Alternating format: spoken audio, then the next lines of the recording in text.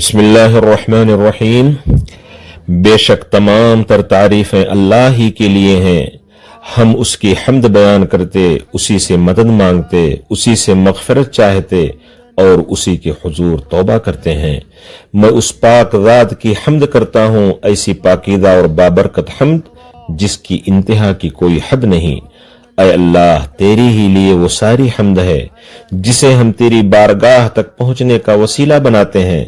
تاکہ ہم پر تیری لطیف عنایات اور خوشخبریاں برابر تازہ ہوتی رہیں۔ تیری ہی لیے ساری حمد ہے، تیری مقدس ذات کی دائمی تعظیم و توقیر کرتے ہوئے ان نعمتوں پر بھی جو تو نے یکے بعد دیگرے مسلسل اور پے در پے عطا فرمائیں۔ اور میں شہادت دیتا ہوں کہ اللہ کے سوا کوئی دوسرا معبود برحق نہیں، وہ اکیلا ہے، اس کا کوئی شریک نہیں۔ اس نے اپنے نبی اور برگزیدہ رسول صلی اللہ علیہ وسلم کی بعثت کے ذریعے ہمیں خصوصیت بخشی، پس وہ اپنی ذات اور معانی و اوصاف میں نہایت بلند و جلیل ہے۔ اور میں یہ بھی شہادت دیتا ہوں کہ ہمارے نبی، ہمارے سردار اور ہمارے امام محمد صلی اللہ علیہ وسلم اللہ کے بندے اور اس کے رسول ہیں، جن کا دل اللہ کے ذکر سے نرم اور آہوزاری کرنے والا تھا۔ اللہ تعالیٰ ان پر سمندروں اور بارش کی بوندوں کی تعداد کے برابر رحمتیں نازل فرمائے، نیز ان کے آل و اصحاب اور ان کے نقش قدم پر چلنے والوں پر اور ان تابعین پر بھی جنہوں نے قیامت کے دن تک اخلاص کے ساتھ ان کی پیروی کی، اور اللہ تعالیٰ سب پر بروز قیامت اپنے حضور ملاقات تک کثرت سے سلامتی نازل فرماتا رہے۔ حمد و صلات کے بعد بلا شبہ سب سے بہترین چیز جس کی وصیت کی جائے اور جس میں مزید اضافے و زیادتی کا طلبگار رہا جائے، اور عظیم ترین ذریعہ جس سے کامیابی کی چنگاری روشن کی جائے، وہ تمام بندوں میں سب سے بہترین ذات محمد صلی اللہ علیہ وسلم کو اپنا نمونہ بنانا، ان کی سیرت طیبہ کو اپنانا اور خلوت و جلوت اور ظاہر و پوشیدہ ہر حال میں اللہ تعالی سے ڈرتے رہنا ہے۔ پس اللہ کے بندو، اللہ کا تقوی اختیار کرو، کیونکہ تقوی ہی بہترین زاد راہ ہے۔ فرمان الہی ہے، اے وہ لوگو جو ایمان لائے ہو، اللہ سے ڈرتے رہا کرو اور اس کے رسول پر ایمان لاؤ، تو وہ تمہیں اپنی رحمت کا دوہرا حصہ عطا فرمائے گا اور تمہارے لیے ایسا نور پیدا کر دے گا جس کی روشنی میں تم چلو پھرو گے، اور تمہیں بخش دے گا، اور اللہ بڑا ہی بخشنے والا نہایت رحم فرمانے والا ہے۔ اے ایمان والو، 14 صدی سے بھی زیادہ عرصہ قبل سید الانبیاء علیہ افضل الصلاۃ و ازکی السلام کی بعثت سے دنیا کا گوشہ گوشہ اور کونا کونا معطر ہو گیا تھا۔ آپ صلی اللہ علیہ وسلم کی نہایت دل آویز اور روشن سیرت ہیبت و جمال، خشیت و جلال اور حقیقت کو آشکارا کرنے والے حکیمانہ اقوال و اعمال سے لبریز تھی۔ اللہ تعالیٰ ارشاد فرماتا ہے، یقیناً تمہارے پاس ایک ایسے پیغمبر تشریف لائے ہیں جو تمہاری جنس سے ہیں،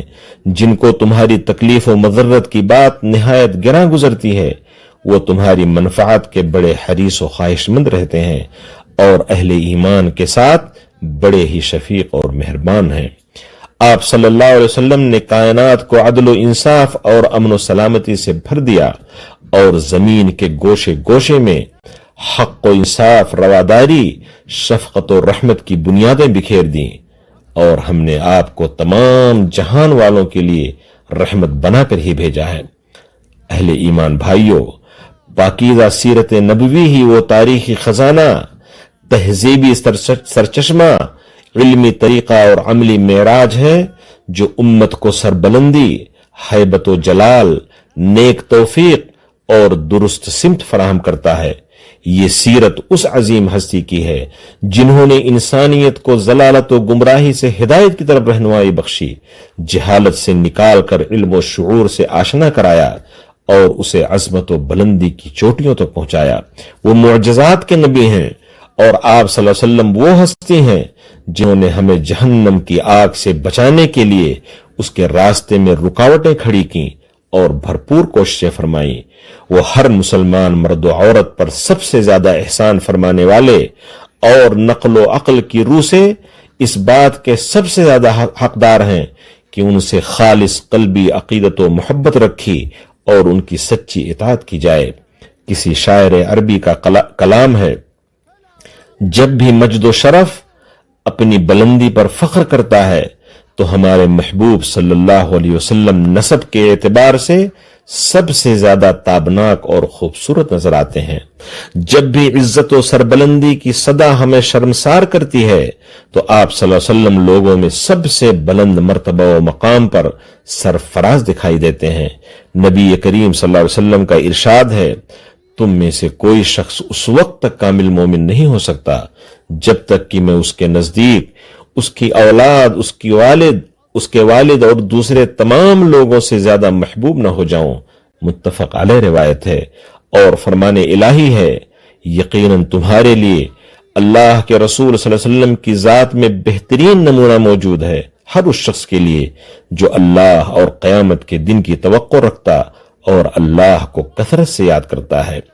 اور یہی وہ محبت ہے جو اطاعت و فرما برداری اور مکمل تسلیم و رضا کے اس بنیادی اصل تک پہنچاتی ہے جس کی طرف رہنمائی مولا کریم کے اس فرمان میں ہے، سو قسم ہے تیرے پروردگار کی، وہ مومن اس وقت تک نہیں ہو سکتے جب تک کہ وہ تمام اپنے آپس کے اختلاف و تنازع میں آپ کو حاکم نہ مان لیں، پھر جو فیصلے آپ ان میں کر دیں ان کے بارے میں اپنے دلوں میں کسی طرح کی تنگی اور گھٹن نہ محسوس کریں اور مکمل طور پر فرما برداری کے ساتھ قبول کر لیں۔ مسلمانوں کی جماعت نبی کریم صلی اللہ علیہ وسلم کی سیرت طیبہ اور مبارک سنت، جن کے حامل ذات مقدس پر سب سے پاکیزہ سلام اور بہترین تحیت نازل فرمائے، یہی دونوں عزت و سربلندی اور فتح و نصرت کا مدار و جائے انحصار اور عصر حاضر کی وہ واضح اور روشن ترین زبان ہے جو امت کے لیے سربلندی اور قوت و اقتدار کی بنیاد کو مضبوط و پائیدار بناتی ہے۔ اس لیے ضروری ہے کہ ہم اس تابناک سیرت نبوی کو دوبارہ زندہ کریں اور اس کے معانی و مقاصد کو اپنے اندر جگائیں اور گزرتے دنوں کے ساتھ سیرت طیبہ کی اتباع و پیروی، فہم و بصیرت، علمی سلوک، فکر و تدبر اور عبرت پذیری کے اعتبار سے ہم زیادہ سے زیادہ وابستہ ہوتے چلے جائیں۔ عربی شاعر کا کلام ہے، آپ صلی اللہ علیہ وسلم پر تمام اخلاق کریمانہ ختم ہو گئے، بس وہی اخلاق کی تکمیل ہیں، اور بسا اوقات کسی کام کو پائے تکمیل تک پہنچانا اپنے آغاز پہ بھی فوقیت لے جاتا ہے۔ آپ صلی اللہ علیہ وسلم سے پہلے جو بھی انبیاء کرام علیہم السلام تشریف لائے وہ ہزاروں فضائل و کمالات لے کر کے آئے، لیکن آپ صلی اللہ علیہ وسلم کی تشریف آوری ان سابقہ تمام فضائل پر حاوی و غالب شان کے ساتھ ہوئی، بلکہ امتوں کے لیے ضروری و ناگزیر ہے کہ وہ دینی اقدار اور نبوی شمائل و اوصاف کو اپنے اندر محسوس کریں اور انہیں اپنائیں، کیونکہ یہی وہ روشن چراغ ہیں جو صحیح سمت کی طرف رہنمائی کرتے، اور وہ امانت دار رہنما اور رہبر ہیں جو انہیں سیدھی راہ دکھاتے ہیں۔ اللہ جل شانہ کا فرمان عالی شان ہے، اور اگر تم ان کی اطاعت یعنی رسول اللہ صلی اللہ علیہ وسلم کی اطاعت کرو گے تو ہدایت پا جاؤ گے۔ اے سیرت نبوی سے وابستہ امت اور پاکیزہ ترین راہ کے رہرو، اپنی اولاد اور اپنے اہل خانہ کی تربیت نبی کریم صلی اللہ علیہ وسلم کی محبت پر کرو، ایسی محبت جو ہدایت کی حصول یابی اور آپ کی اقتداء و پیروی کا ذریعہ بنے۔ سنت نبوی میں سیرت کے بنیادی اور معتبر مآخذ و مصادر جسے صحیحین اور ان کی مثل دیگر کتب حدیث کی تعظیم و احترام کو ملحوظ رکھو، اور اے معزز لوگو، ائمہ کرام، جلیل القدر علماء، آل رسول اور صحابہ کرام رضوان اللہ علیہم اجمعین کی عزت و ناموس کے زیور دفاع سے بھی خود کو مزین و آراستہ کرو۔ اسی طرح سوشل میڈیا پر اثر و رسوخ رکھنے والے افراد اور مواد تخلیق کرنے والوں کو چاہیے کہ وہ سنت صحیحہ کو اس کے فقہی پہلوؤں، مقاصد، تربیتی و اخلاقی اقدار اور عقائدی بنیادوں سمیت عام کرنے کے حریص بنے، تصور توحید کو مستحکم و متحقق بنانے اور اعتدال و وسطیت کے فروغ میں سیرت نبوی کے واقعات سے استفادہ کریں۔ مزید وہ سنت سے احکام و مسائل کے استنباط و استدلال کے درست اصول و ضوابط کا بھی خیال رکھیں۔ اس ضمن میں منہج سلف کو اجاگر کرنا اور دینی بدعات، غلو و انتہا پسندی اور جفا و بے اعتنائی سے بچتے ہوئے سیرت نبوی کے واقعات کو عصر حاضر کے نئے پیش آمدہ مسائل پر درست انداز میں منطبق کرنے کا اہتمام بھی شامل ہے، کیونکہ ان سب سے سیرت نبوی کے حقائق و واقعات کے ساتھ تعامل میں صحیح منہجی طریقہ کار تحقق پاتا ہے۔ اے سنت کے پیروکاروں اور اے ملت اسلامیہ کے فرزندوں، اپنی روش زندگی کی اصلاح کے لیے سنت نبوی اور سیرت طیبہ کو شیریں اور سیراب کرنے والا چشمہ بناؤ، جس سے ہر پیاسا اپنی پیاس بجھائے اور سیراب ہو، اور ہر ہدایت یافتہ اور رہنما بھی اس کی طرف رجوع کرے، تاکہ نہ ہم گمراہی کے شکار بنیں اور نہ ہی بدبختی میں مبتلا ہوں، بلکہ عظمت و سربلندی کی راہوں پر چلتے ہوئے سعادت و خوشبختی سے سرفراز ہوں اور بلندیوں کی طرف بڑھتے چلے جائیں۔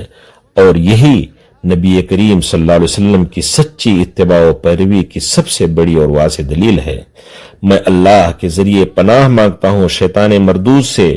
فرمان الہی ہے، اے نبی صلی اللہ علیہ وسلم، آپ کہہ دیجئے، اگر تم اللہ سے محبت رکھتے ہو تو میری اتباع کرو، خود اللہ تم سے محبت کرے گا اور تمہارے گناہ معاف فرما دے گا۔ اللہ تعالیٰ میرے لیے اور آپ کے لیے قرآن و سنت میں برکت عطا فرمائے اور ان میں موجود آیات و حکمت سے مجھے اور آپ کو نفع پہنچائے۔ میں اپنی یہ بات کہتا اور اللہ عظیم و جلیل سے اپنے لیے اور آپ سب کے لیے بخشش چاہتا ہوں، پس تم بھی اس سے مغفرت مانگو اور اس کی طرف رجوع کرو، بلا شبہ وہ بہت زیادہ توبہ قبول کرنے والا، نہایت رحم فرمانے والا ہے۔ ساری کی ساری تعریفیں اللہ ہی کے لیے ہیں، جس نے روشن و تابندہ سنت پر مضبوطی کے ساتھ قیام کو اپنی رضا و خوشنودی تک پہنچنے کا راستہ بنایا، اور میں اپنے نبی محمد ابن عبداللہ صلی اللہ علیہ وسلم پر درود و سلام بھیجتا ہوں، جو تمام جہانوں میں بے حد و حساب تعظیم و تکریم والے ہیں، نیز آپ کی پاکیزہ آل، آپ کے برگزیدہ اور فضیلت والے صحابہ کرام، تابعین اور ان سب پر بھی جو خیر و بھلائی کے ساتھ ان کی پیروی کرتے رہے، یہ درود و سلام صبح و شام مسلسل جاری رہے۔ اما بعد، اللہ کے بندو، اللہ سے ڈرو اور اس کی اطاعت و فرما برداری کرو، اپنے نبی صلی اللہ علیہ وسلم کے پیروکار و مقتدی بنو اور ان کی نافرمانی نہ کرو۔ ایسا کرنے سے تمہارے لیے خیر و صلاح، نجات و کامیابی اور فلاح و کامرانی تحقق پائے گی۔ امت اسلام، اس امت کا اپنے رسول اور ان کی پاکیزہ سیرت سے محبت کا رشتہ و تعلق محض کچھ مخصوص اوقات، بعض مواقع و تقریبات، چند رسومات اور ظاہری شکل و صورت تک محدود نہیں، بلکہ یہ رشتہ ہر طرح کے حالات، سارے ہی امور و معاملات اور زندگی کے تمام تر شعبوں میں موت تک قائم و دائم رہنے والا ایک انتہائی مضبوط و مستحکم رشتہ ہے، جس کی تکمیلی تاج پوشی آپ صلی اللہ علیہ وسلم کی اقتداء و پیروی، آپ کی ہدایت کو اختیار کرنے، بدعات اور دین میں نئی ایجاد کردہ چیزوں سے اجتناب اور خواہش پرستوں و گمراہی کے پیروکاروں کی مخالفت سے ہوتی ہے۔ اور ہم اللہ تعالیٰ کے شکر گزار ہیں کہ اس نے ہمارے ملک مملکت سعودی عرب کو توحید کا گہوارہ اور سنت کا روشن مینار بنایا ہے، اور دین میں ایجاد کردہ خلاف ورزیوں، بدعات اور نئی نئی خرافات کا سوائے اس کے کوئی دوسرا مؤثر علاج نہیں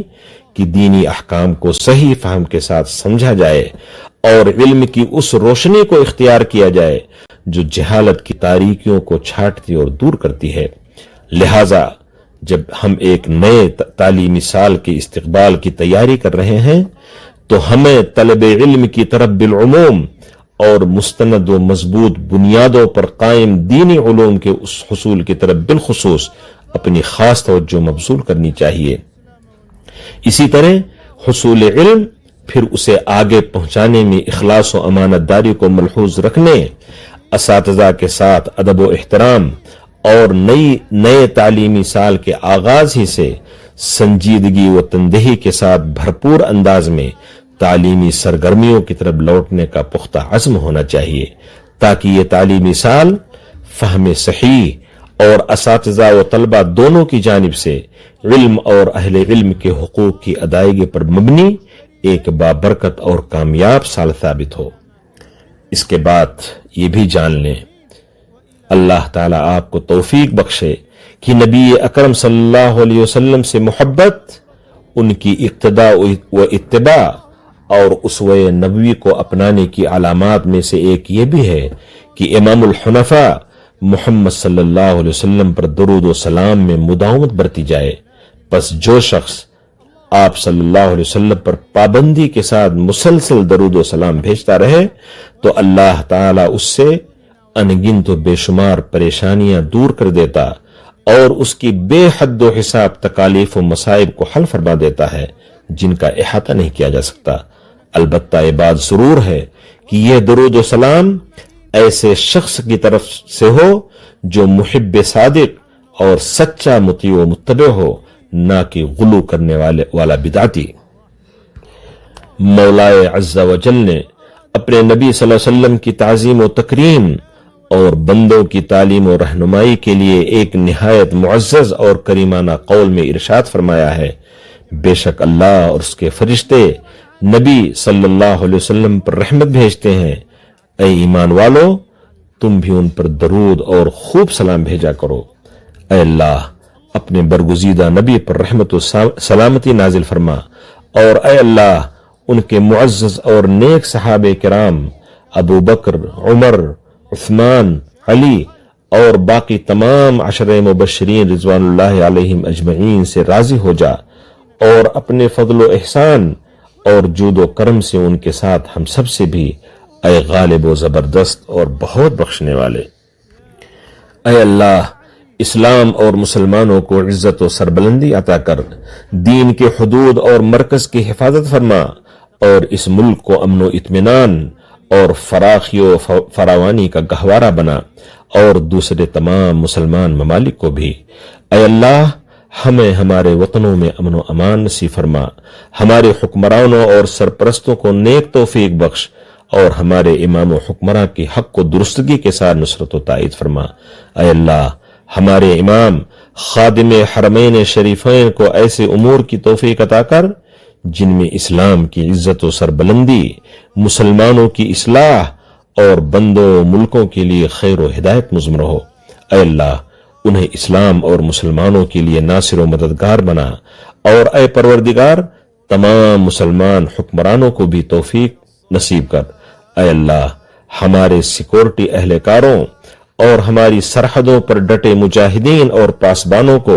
نیک توفیق عطا فرما۔ اے اللہ تمام مسلمان مردوں اور عورتوں کو بخش دے، ان کے دلوں میں الفت پیدا کر، اور انہیں سلامتی کی راہوں کی طرف رہنمائی فرما۔ اے اللہ پریشان حالوں کی پریشانیاں دور فرما، مصیبت زدوں کی تکلیفیں رفع کر،